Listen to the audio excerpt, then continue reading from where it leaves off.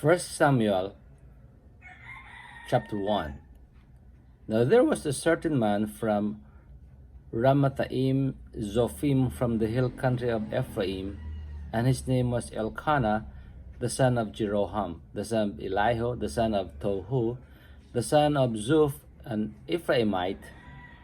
He had two wives. The name of one was Hannah, and the name of the other is Peninnah. And Peninnah had children, but Hannah had no children. Now this man would go up from his city yearly to worship and to sacrifice to the Lord of hosts in Shiloh. And the two sons of Eli, Hophni and Phinehas, were priests to the Lord there. When the day came that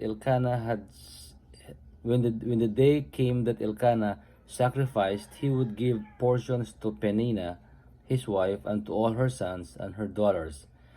But to Hannah he would give a double portion, for he loved Hannah, but the Lord had closed her womb.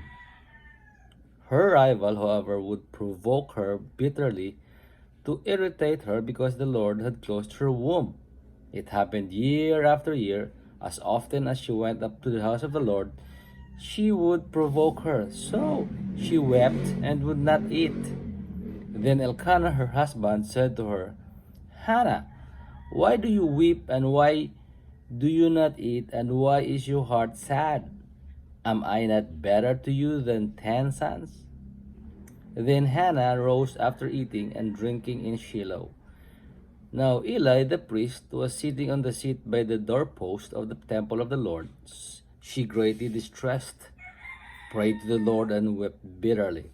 She made a vow and said, O Lord of hosts, if you will indeed look on the affliction of your maidservant, and remember me, and not forget your maidservant, but will give your maidservant a son, then I will give him to the Lord all the days of his life, and a razor shall never come on his head.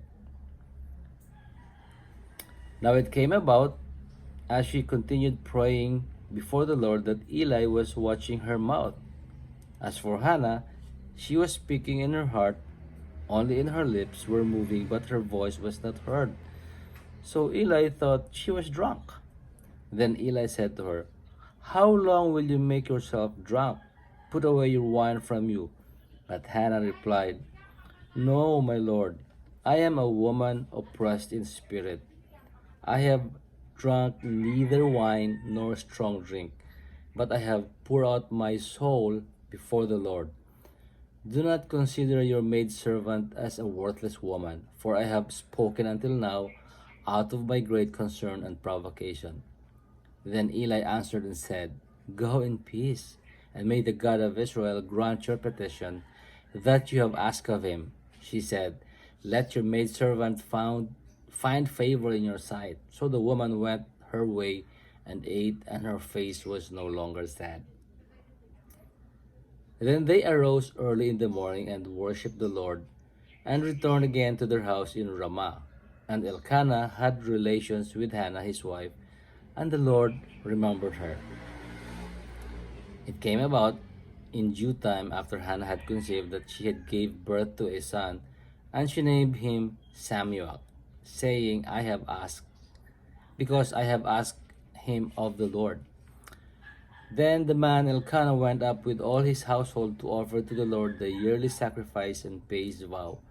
But Hannah did not go up, for she said to her husband, I will not go up until the child is weaned. Then I will bring him, that he may appear before the Lord and stay there forever. Elkanah her husband said to her, Do what seems best to you. Remain until you have weaned him.